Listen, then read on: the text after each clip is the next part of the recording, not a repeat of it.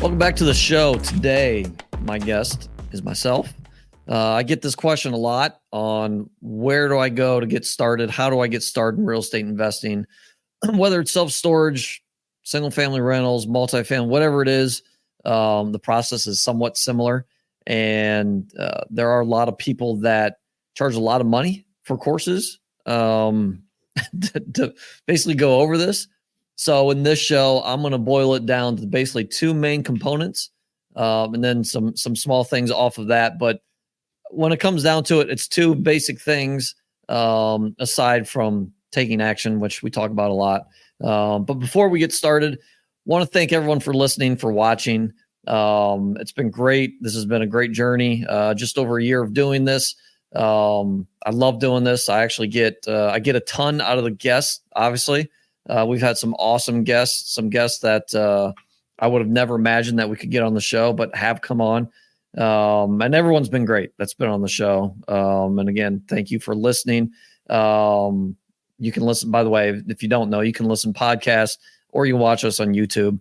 So yeah, other than that, let's get rolling here. Again, this is, there are a lot of people that charge a lot of money for this. Now, most courses, good courses, go further in depth with the trainings. For this show, for this podcast, I'm going to cover the basics. But I know, especially looking back, I think people think that there's like a magic pill that you take to make it in real estate investing. There's not. It's pretty simple. In fact, most people that are in real estate investing and even successful in it, I don't want to say they're not the smartest people, but it's a pretty simple process, right? I can raise my hand here. I'm one of those people where this is pretty simple. I was able to figure it out. If I can, I'm sure you can too. So with that, let's get started. There's two main components. The first one is leads. You got to have leads. Okay. So in this instance, we're going to use self-storage, but this could be anything. This could be single family rentals you're looking for, multifamily apartments, commercial. It could be small businesses that you're trying to buy. So this can be anything that you're trying to buy that's kind of or sort of can be a business. Again, we're going to use self-storage. So the first thing is you need leads, right? So how do you get leads? You can look on Crexi. You can look on LoopNet, which are deals that are listed on market. I have found my deals off market. Majority of the ways I've found those, and I'm not going to go in depth on how to find them. I'm going to hit a little bit of it, but I'm not going to go in depth on the show. Is I've sent out mailers, so direct mailers. I've made some calls, not a ton. That's another way to find off-market leads, right? So you got to have leads, right? And it's got to be consistent. So it's got to become a business. You finding leads has to be consistent. You can't just send out 100 mailers, letters 1 week, and then 6 months later, you know what? Maybe I'll send another 30 out. Nah, it's got to be consistent. You got to build systems to where you can do that. And there's a lot of places out there. You can Google all this, but there's a lot of places out there where you can buy a list of every storage facility wherever you want to market to. You can buy a list, right? Then you can also send that list to a marketing company and they can send out postcards, mailers, whatever you want. So you have very minimal work there. Obviously, there's money involved there. So if you're just getting started, maybe you don't have the money to do that, but maybe you have the time, which is how I got started. So even with single family rentals, I would look up, I did buy lists probably, I don't know, 2 or 3 years into it. But I would do my own research. I would drive by. I would go through neighborhoods where I thought there could possibly be good single family rentals. And then I'd just look for, houses that didn't look like they were taken care of. And back to self-storage. I mean, if you're looking in a single area and you're looking areas near you, it's pretty simple. There aren't that many storage facilities out there. You can do probably a quick Google search. Again, you can buy a list. You can also go to the county auditor's website and find out where those storage facilities are. There are some hidden ones out there. More than likely, they're probably a little bit smaller. But again, it's back to leads. That's number one. Number one, getting started, get leads. Even if you don't know what you're doing, let's say you send out, and I actually just sent out what I sent out 2,000 letters about a week ago. A week later, I've gotten one text, and the guy, or I'm assuming a guy, said he sold his facility 2 years ago. So as of right now, 2,000 letters. I spent a decent amount of money with those. I have 0 leads, right? I'll definitely do follow-ups, may do calls. I don't know yet. But I'm right now in hunting mode. So I'm trying to find deals. And at this point, I'm putting money behind it. But when I first started, I made my own list, and I still have that list. I sent out my own letters. Okay. I had more time than money at the time. So I was able to get around that to find leads by using my time as opposed to paying someone else for sending those. Hopefully that all makes sense. And I would also, marketing can be, especially, it depends on the asset class. Storage has become harder to find deals. So you're going to have to send out more mailers. You have to follow up more. You're going to have to create relationships. Single family rentals, single family houses, fix and flips, whatever you're trying to do. You've got to send a bunch of letters, bunch of letters, follow-ups. You probably have to have people cold calling, more of a machine. When you go into asset classes where there aren't as many people in and investing in those, then it's a little bit easier. You don't have to send as many mailers. You don't have to make as many phone calls. It's a little bit easier. For instance, small business. If you want to buy a small business, it's probably pretty easy to get some decent leads. Looking for a landscape company, right? So you've got to look at where you're looking, what kind of asset class, and I'm assuming a lot of people that listen to the show probably own self-storage or interested in self-storage. It has become a little bit harder, but there are definitely deals out there still. There are absolutely deals. So it becomes a whole system, becomes a whole thing, your leads, right? Ideally, you want to make a contact, whether it's a phone call, letter, and then you want to follow up, and then you want to continually follow up, and you want to get creative with it. I'm not going to go into depth in how I've gotten creative, but I have gotten creative in my follow-ups. And while I'm thinking about it, I didn't add it here, but while I'm thinking about it, make sure you're telling everybody in your circle, people you run into, what you're looking for. Okay.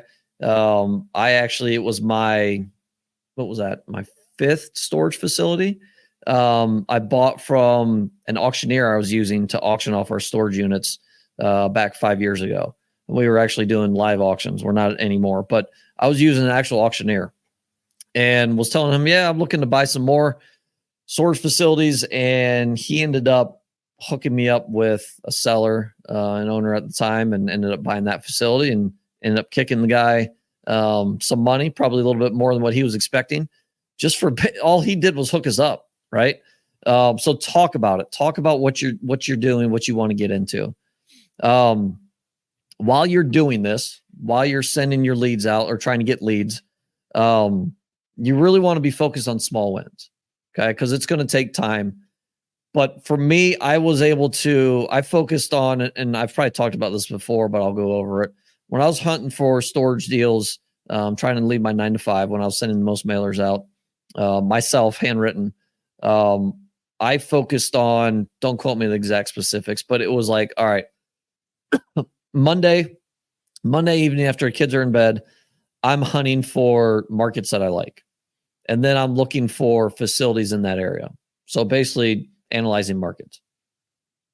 Tuesday, I'm writing those letters and then stuffing the envelopes.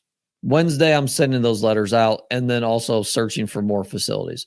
So it was continuous. And I had a goal of, I think it was 50, don't quote me, 50 letters a week, something like that, to get out. Now, I was really focused on where I was sending these letters. So it was taking a little bit more time. I've had that list and I've bought other lists too. So I don't have to go through that process anymore. But for me, the point of this is I had these small wins stack on top of each other that made me feel good continue to go through it because it takes a while, right? It could be 6 months, it could be a year, it could be 3 years before you land a deal. And that's also going to depend on how much action you're taking and how much you're putting out there. But for me, I had to have small wins for the motivation to keep going. While I was doing that, I was also educating myself. So learning about the industry, learning about how to underwrite, and we're going to get to that in a second, learning how to run the facility, just learning the ins and outs, right? I didn't have a deal yet. So my number one priority was finding a deal. That was number one. While I was hunting, I was still dabbling a little bit and educating myself. And then also you need to pivot, right? If you're sending mailers out and they're the same stuff, or your phone calls are the same, saying the same stuff and it's not working, you have to pivot. You have to make changes. You have to change it to, you have to get creative, right? I've had letters to where it's like, hey, I know I've sent you 30 letters already. I'm a pain in the butt. I apologize. Here's a $5 Starbucks gift card. Please keep me in mind when you're ready to sell and would love to talk. Something like that. So you got to get creative, but you've got to pivot. You can't have the same letter every single time. And while I'm thinking about that, a letter that would work for a single family house, whether it's a fix or flip or rental, is not going to be the same verbiage as trying to buy a storage facility, at least from what I've found. I've done a little bit of marketing for both single family houses, apartments, and self-storage. And my wording was different for each one. So know your audience, know your target audience. And then I did bring it up, but practice underwriting, analyze deals. So go on LoopNet, go on Crexi, start analyzing those deals, start combing through those, start looking at markets so that when you do get someone calling in or possibly interested in selling, you know what you're talking about and you also know what you're looking for, right? So number one is leads. All it is. Even though I just told you all that, 9 minutes, 11 minutes of stuff. What's most important, number one, is finding leads, getting leads, and keeping that pipeline full. Number two, okay? I've only got 2 of these. I'm keeping it real simple. This is a free podcast, not a paid course. So I'm keeping it simple here, but when you boil it down, this is how simple it truly is. Next piece is funding, okay, which is, I think, probably the main piece that holds people up. I don't think people are afraid to find leads or underwrite deals. Obviously there's some people being held back there, but people are always concerned about funds. How am I going to buy this? How am I going to buy a $1 million, $5 million storage facility? Well, there's a few ways. Okay. I started with single family rentals. I did one per year for 4 years. I did a fix and flip in there. So my very first rental, we saved money for probably, I don't know. I've always been somewhat of a saver, been somewhat smart with money. So we were saving, but we saved for a little bit. And then I started looking into investments and land on single family rentals. So we had money saved for 25% down on I think it was about $70,000 purchase, single family rental. So I put 25% down for that and then also paid for the rehab out of pocket. You can go that route. You can save money. You can sell things off. Maybe you already have some assets. Maybe you can liquidate your retirement savings if you want. I've done that. I'm not advocating it. I'm just saying it's an option. You can trying to think what other ways you can find money. But yeah, maybe you've got other smaller asset classes. Maybe you have single family rentals, which eventually I got to. I had 4 of them. Sold those off, made some money, and then parlayed that money into a bigger asset, which was self-storage. So number one under funds is save money. Okay, save money for the down payment. Obviously, if you're looking at $1 million self-storage deal, you're looking at minimum with an SBA loan, 10% down, so $100,000. A conventional bank loan would be 25% down, $250,000. It's a lot of saving or a lot of selling stuff off, right? So while it worked for me and it does work for others, it's a longer road, but can pay off, and I'm not going to get into the ins and outs of this in this show, but maybe at some point. But there's pros and cons to both with using your own money versus what the next one is raising money. Okay, so you can borrow money from other people, private money, borrow money from family members, from friends. You can do hard money. So basically borrowing your down payment, right? And then borrowing money from the bank. So you're borrowing money from two different areas. Okay.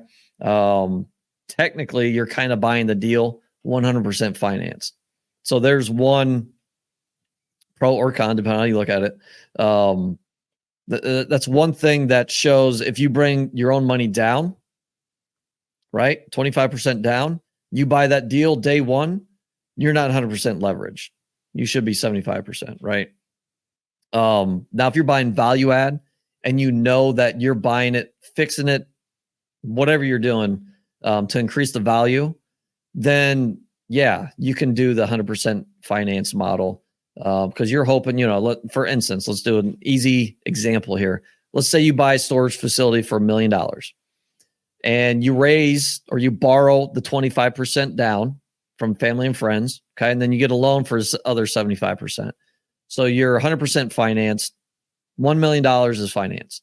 But in 6 months that you can make that facility worth, or 6 months a year, you can make that storage facility worth $1.5 million. Okay. Now you have $500,000 in equity in 6 to 12 months. That's a smart play, right? If you're basically buying retail as is value, or not as is, but retail, and the facility is worth $1 million no matter what you do to it, then you're in trouble. That's a really tight deal. The market shifts, you're in big trouble. So I don't advocate for that. So you have to have value add, okay, when you're doing that, when you're raising money. So funding, you can save money, put your own money for a down payment. You can raise money. So you're technically 100% financed, right? I'll be honest, I've technically borrowed, what was it? It wasn't much from my dad. I was able to pay him off in 12 months, but I have not truly raised money. I've not syndicated anything like that. I'm just personal loan. So I've not done that. I've been fortunate enough to get in with my own money. Was able to sell off a few rentals after a few years. Was able to move up into a larger asset class, self-storage. And then I've saved money from there. And then I've also done some, what's called the BRRRR strategy, cash out refis. I've done that too, to kind of keep the machine going. Not everyone can do that. You've got to kind of have a market that's continually going up for the most part, and really good value add deals that you're buying. And it takes longer. Okay. That takes longer doing it by yourself, using your own money. The third way to fund it, and the last piece that I'm going to go, actually, I'll have a fourth one.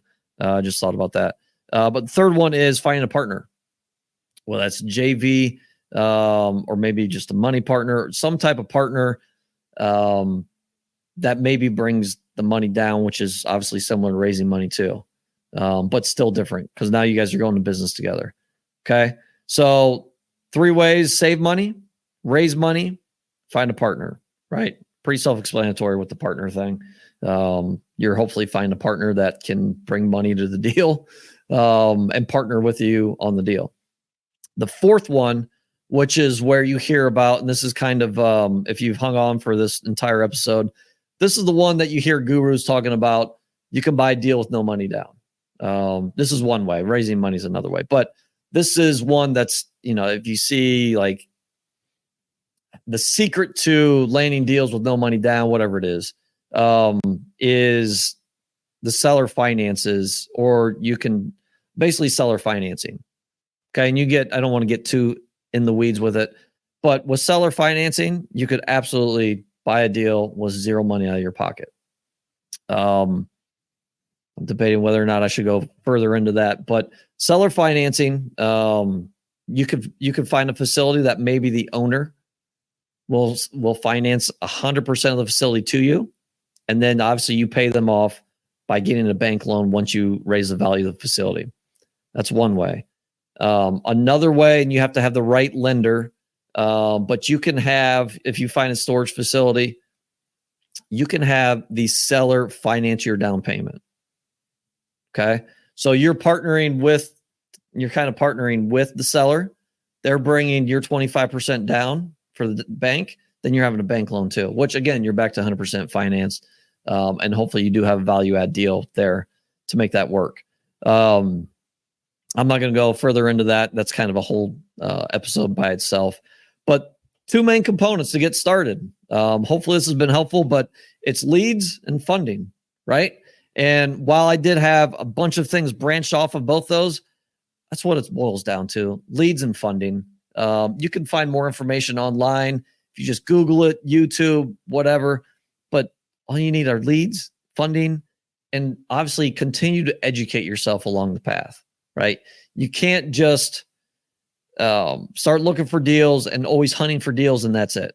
You gotta educate yourself. Even with the single family rentals, I was always trying to learn, how do I get good tenants? How do I decrease maintenance? Just things like that. You've always got to be learning. You can't stop. So maybe that's the third component is just learning, and continue to develop yourself, right? And your operations. So really that's all I've got. Hopefully that was helpful. A little bit all over the place, but again, it's leads and funding. That's all you need. Again, appreciate everyone listening. If you want on the show, or if you want to hear about a topic, please let me know. I've had quite a few people reach out about how and where do they get started, and that's why I'm doing this episode. So please reach out and make sure you like, subscribe, share if you find the show interesting. And again, appreciate you guys for listening. Thanks for following, subscribing, and listening to this episode of the Do More podcast hosted by John Farling. To learn more or ask questions, go to l4investing.com.